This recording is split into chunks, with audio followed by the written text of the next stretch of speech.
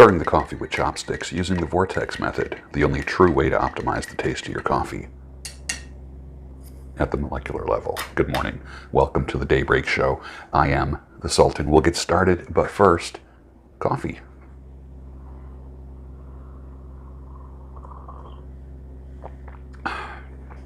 Nice. Ethiopian. Nice. Finally got some Ethiopian from Target. It's hard to find. And it was ground.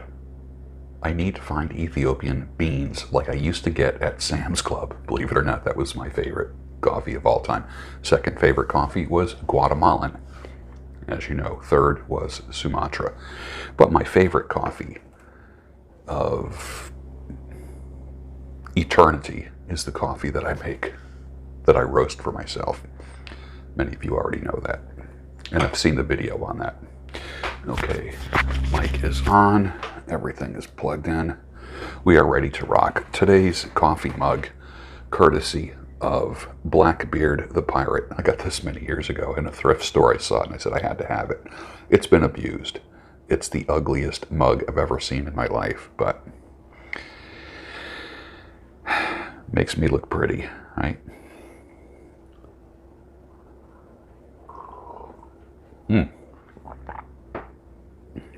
Oh, that is good. That is good. And the uglier the cup, the better the coffee tastes as well. Well, yesterday morning I get up. This is really weird. Yesterday morning I get up, and guess what? I have an email that says, your Twitter account has been restored. I'm thinking it's spam. I'm like, what the heck? I go to Twitter, and boom, there I am. 20 months later, I'm back on Twitter.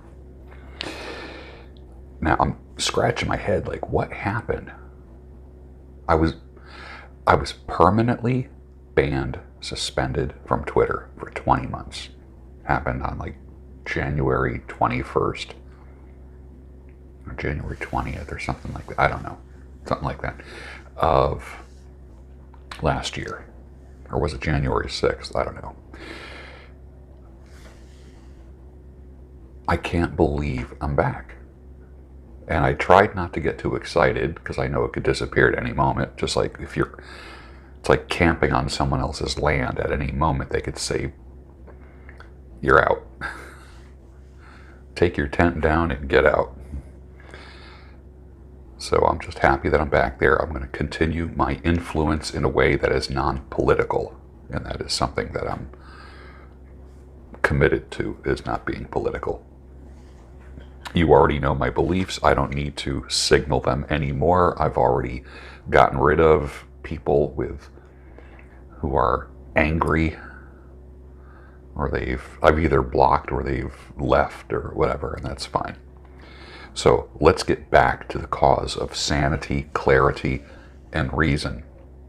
Things always come in threes with me. Hope, positivity, and optimism, sanity, clarity, and reason, health, wealth, and positive relationships. That's how I operate. All that being said, I'm back on Twitter. And my P.O. box, I'm finally giving out my P.O. box rather than the other P.O. box. The P.O. box that I've had, I stopped using. And people were getting mail returned. So it's, if anyone ever wants to send me anything, it's P.O. Box 1, Conshohocken, Pennsylvania, 19428. If you want to send support, if you want to send gold, I always accept gold. That's fine. Whatever you want to do. P.O. Box 1, Conshohocken, Pennsylvania, 19428. So that will be the mailing address from here on out. Anxiety is a wasted emotion. It's your body and your mind calling for action. Do something about it today. Literally, do something about it. Don't think about it. Don't think about it. You're not feeling good. Don't think about it. Do something about it. This is what I tell people all the time. A guy shared with me back in 2017. Now, this is 5 years ago. As soon as you get up in the morning, have a glass of water. I have a pint glass. You've seen my pint glass. Just slam a glass of water upon waking. Within minutes, you start feeling awake. I'm talking about coffee awake, like you had a cup of coffee. So is it really the caffeine? I think caffeine is secondary. I just think it's fluid in you that wakes you up. Big glass of water upon waking. Within an hour or so of being up, maybe 2 hours, I'm no longer doing the early morning walks. What I don't want to do is be out there, and if something happened, no one's going to find me for 2 hours. I look at it that way. As fun as it is doing my early morning walks in the neighborhood, the 2-mile loop, no one would find me for 2 hours. People don't even get up and start moving in this neighborhood until, 6, 7 o'clock. So getting up at 4 and being on the road at 4:05 just is not practical and safe for me anymore. So I think what I'm going to do is just use that time to do daybreak show, do my reading, do my morning prayer, and I'm good. And of course, have a cup of coffee. And I will do my workout later on in the day, in the daylight. So anxiety is a wasted emotion. It's your body and mind calling for action. Too much talking, not enough doing. And I want you to keep that in mind if you're feeling anxiety. I do have a course coming out that's going to be cheaper than a bottle of Ativan. Some of you understand the pun there.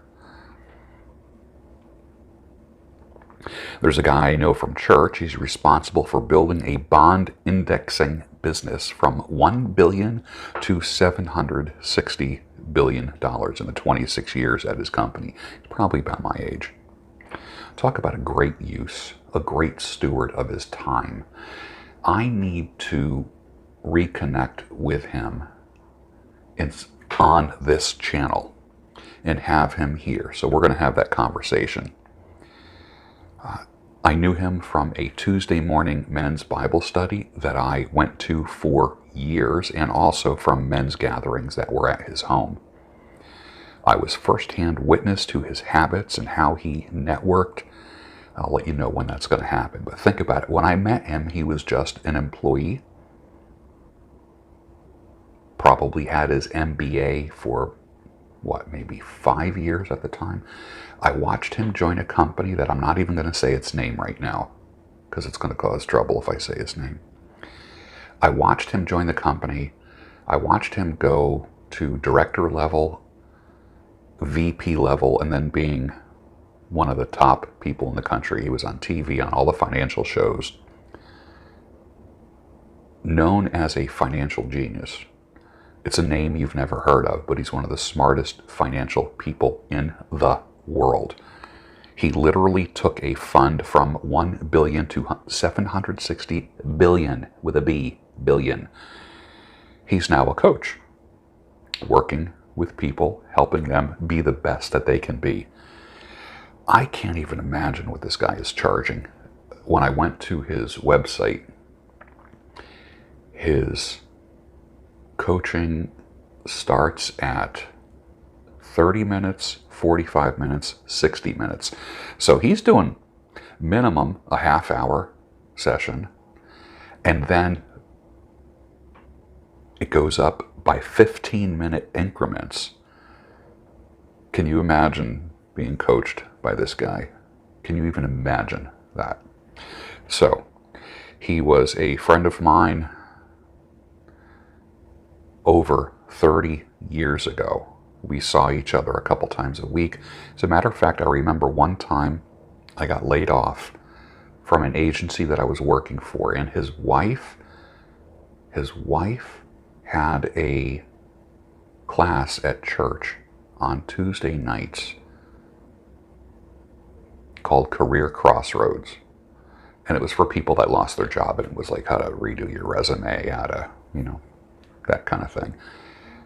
And how to interview for jobs. I already knew that stuff, but I wanted the support. And so I got to know him and his family quite well. Really cool people. But I'm going to have them on the channel.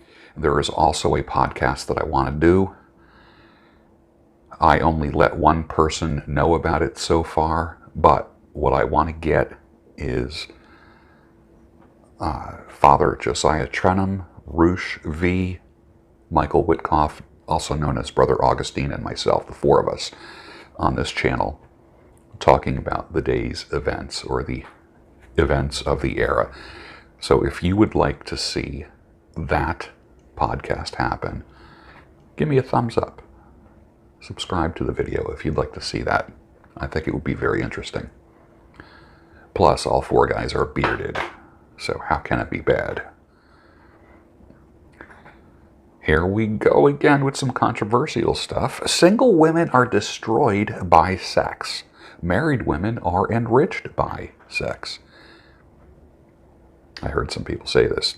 And if this is true, which it might be, then as men, why do we have an appetite for destruction as opposed to construction? Have we contributed to the very state of affairs we claim to loathe? Men bitch and moan. I'm not blaming men. Not blaming men. We bitch and moan that there's no good women out there. There's women with too high of a notch count and, can't pair bond, and you know all this stuff, okay? But on the other side of my mouth, I'm saying, not me personally, but guys are saying, go get laid. Approach women. So I spend my time approaching women to have sex with them. And then I complain that there's too many women, or that all women are used up and there's no good women out there. Interesting, right? As a guy who has chosen to not OD in that area like I used to, sometimes you have to get away from something in order to see it. Okay, you have to kind of distance yourself from that lifestyle.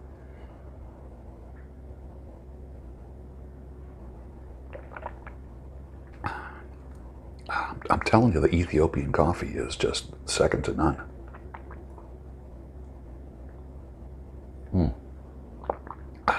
Wow, that's good. Sometimes you have to distance yourself from it. A lot of theorists, it's not so much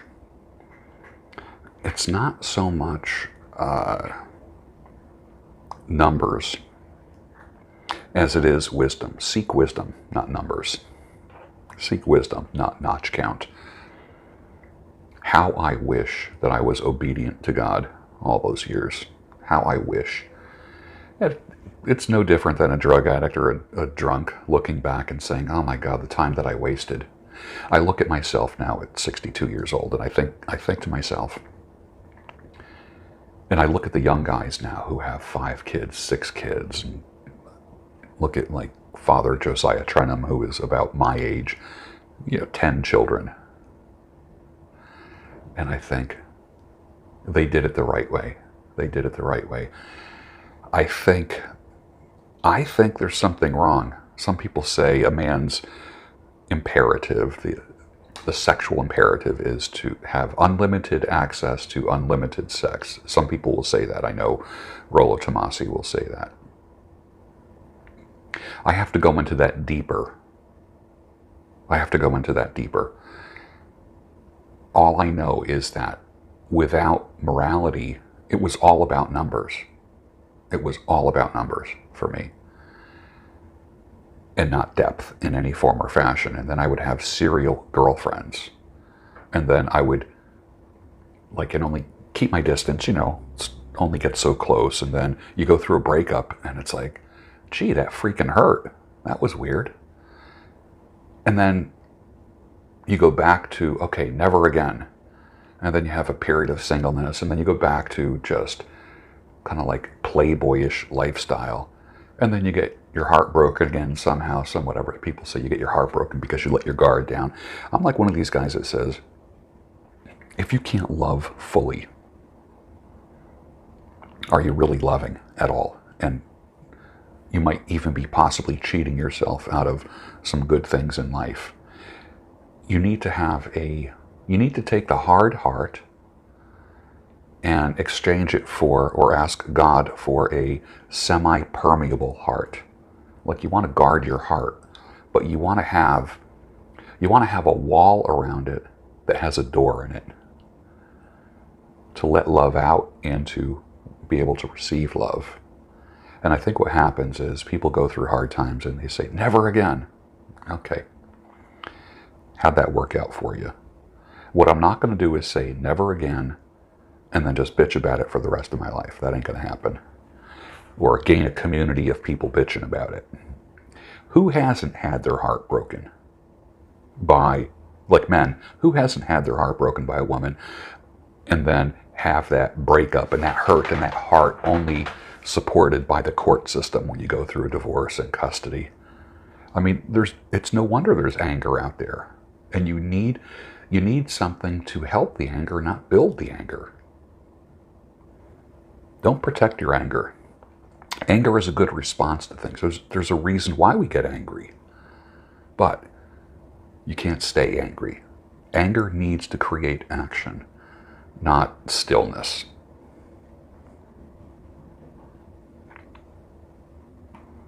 Proverbs 5 says, let your fountain be blessed and rejoice in the wife of your youth. Well, I blew that one a long time ago. A lovely deer, a graceful doe, let her breasts fill you at all times with delight. Be intoxicated always in her love. That's kind of cool, right? That's kind of cool. There's a reason why we like soft, round things. Let her breasts fill you at all times with delight. Men like looking at round, soft things of all sizes. We like that. I think it's natural. I think the guy that wrote Proverbs was just speaking wisdom there. Obviously, the wisdom books. But rejoice in the wife of your youth. What if you don't have a wife of your youth? What if you have two wives of your youth? What if the wife of your youth took off? What if the wife of your youth betrayed you? Then whose breasts are going to fill you at all times with delight? Right? There was that one article in the New York Post, was it the Post, that said staring at women's breasts actually increase a man's longevity. Interesting. I like breasts. I think it's beautiful. I think there's something even, it's not just growly sexual fascination or lust. It's also what they represent, the feeding of life. The feeding of life. Watching my wife breastfeed was weird because I would look at her body and it would give me pleasure. I liked looking at her body. When I watched her nursing, it gave me pleasure. One way gave me pleasure in a more primal kind of way. Well, I was just going to say that the nursing isn't as primal, but if you think about it, there's nothing more natural than nursing. Like feeding a baby with a bottle, looking at a woman, your wife, feeding your baby with a bottle is different than looking at your wife feeding a baby who is to her breast. It like almost instantly desexualizes the breast. Instantly. Just it goes from artistic, sexual, beautiful, erotic to super functional and beautiful. And you watch your child growing up, literally getting its nutrition from its mother. That was trippy thinking about it. So then you desexualize the woman's breasts in your mind. They become a functional thing that helps your child grow. I think this is why a lot of people who are married after children are born, I think sex just kind of goes down, and I think that's natural. I think function changes after children are born. I know my desire to have children has never gone away.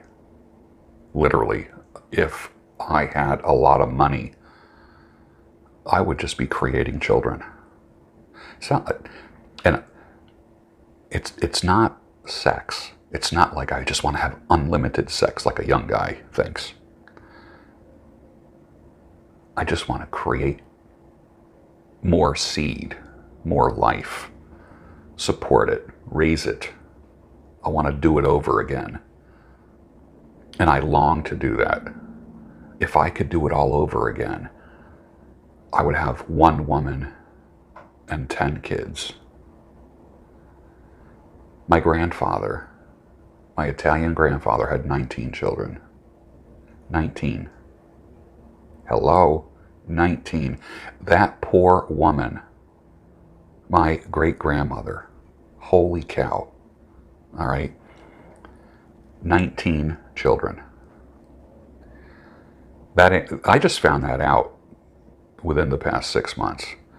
And after hearing that, I'm thinking, like, no wonder I was so horny for the first 45 years, 50 years of my life. 19 children. God, that woman was popping one out. Think about it. That woman was popping one out a year for over 20 years. Whew. Next time I go to their grave, I'm going to thank both of them. I am. He also died of alcoholism, poor guy. The only Italian guy I know that loved whiskey more than wine. You think, hey, Italian. I got my maternal grandfather, my grandmother's father, was a winemaker. I don't think I ever seen the guy drink any distilled spirits ever. He was a wine guy. He loved his wine. The other side, the paternal, my God, those are whiskey people. I think that's where I got my love of whiskey. Like, what the heck? Why is it looked down upon when someone says they want to be married? They should let everyone know. No reason to play it cool like you don't need or want a spouse. Put it out there. Put it out there. People will make themselves known to you. It's not a mystery. Dating sites are just fucking sites. Come on, let's just get real, please. Please, will somebody tell the fucking truth for once? Dating sites are fucking sites. Replace the word dating with fucking. Yeah, I was dating this guy. No, honey, you were fucking this guy. So stop it. Stop it. When I talk about the numbers of women that I've been with in my lifetime, I'm talking just nothing but euphemisms. I was with, yeah, what does with mean? What does date mean? What does lady friend mean? There was very few that I was just friends with. And I'm trying to think of the criteria of just friends. It had to be mutual, obviously.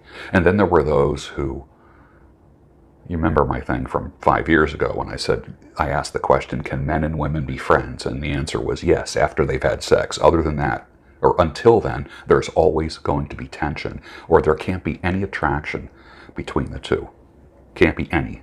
If there is, then the deed has to be done. And then that's the struggle that we have as Christians. It was my struggle forever, decades. I didn't struggle with it for years. I struggled with it for decades. I'm talking 5 decades, which makes me a shitty Christian. I suck at being a Christian. Suck at it. Why do I choose to do something that I just repeatedly fail at over and over and over? It never, ever fails to confuse me, anger me, sadden me.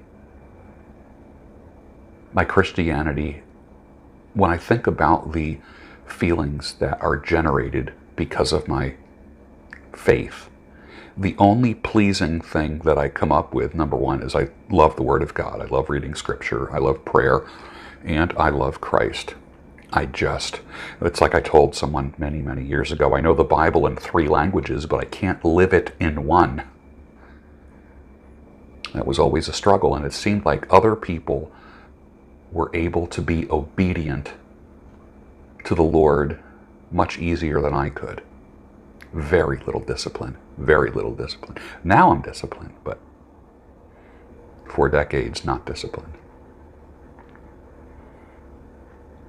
And there was I'll end it with this. I think the thing that really did it for me, I've told only a handful of people this. It's funny, I had a whole bunch of things to talk about. We ended up talking about sex. I was with a gal, and this was like a regular girlfriend. And I will never forget, I'm being pretty fucking vulnerable right now. But I don't care. I don't care. If this helps one person, then fine. I was with this girl, it was a girlfriend, and I will never forget having sex with her. She was taking the bottom position, I was on the top position over her, and we're just doing our thing. And I remember opening my eyes for a second, and I used to wear a chain that had a cross on it. And that cross was dangling in her mouth. Like she was just sitting there moaning and groaning, whatever. And literally, the cross hanging around my neck was in her mouth. And I stopped, instantly lost all erectile function at that point. Took the cross off, put it on the nightstand, took the chain off, put it on the nightstand, and then went back to town. And I have not put a cross around my neck since then. But the image of that, the thought of that, was the thing that really started making me think. All the church in the world, all the Bible study, it was one of the most, like, how, when you say you're embarrassed about something, usually it's like you're embarrassed in front of people. How can you be, I was embarrassed and there was no one around. No one around. She had no idea why I did what I did, but what I was feeling inside was the most unbelievable shame and embarrassment.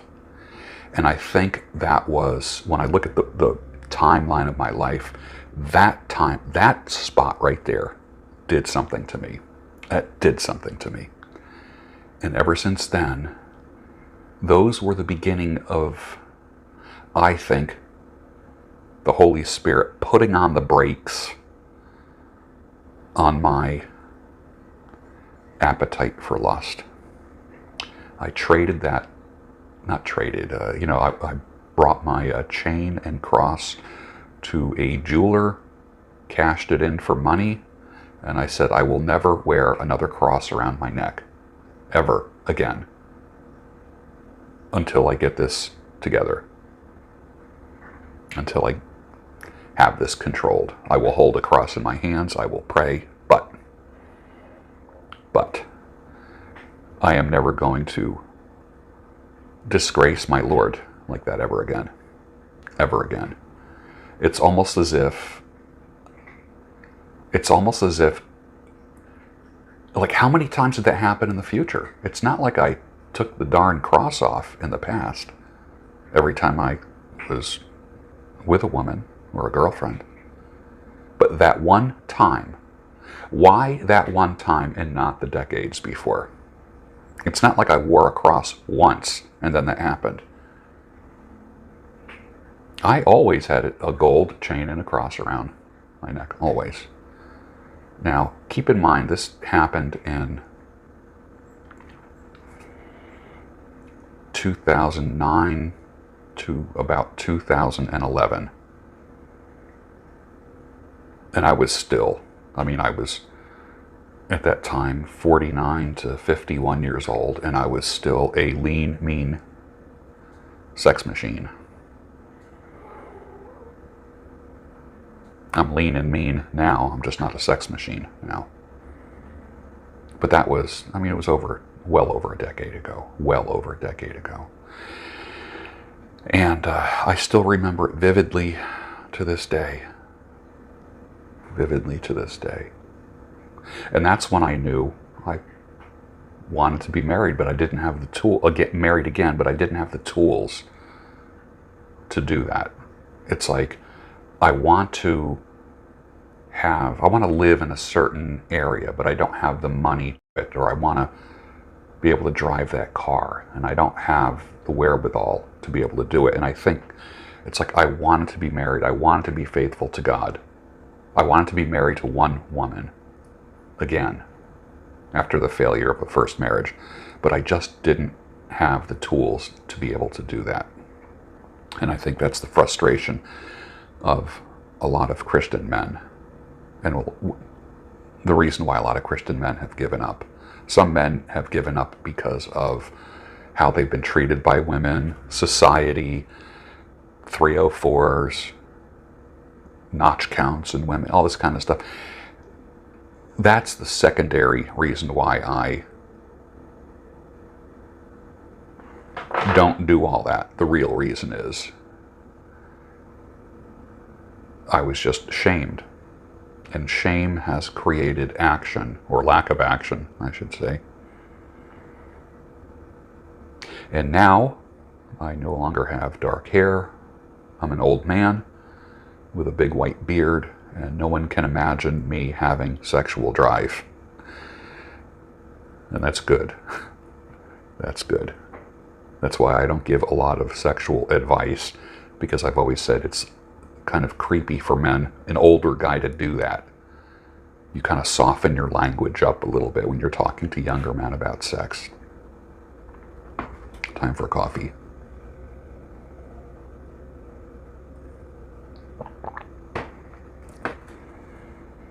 Well, this Daybreak show went down a dirt road. Took a little detour, didn't it?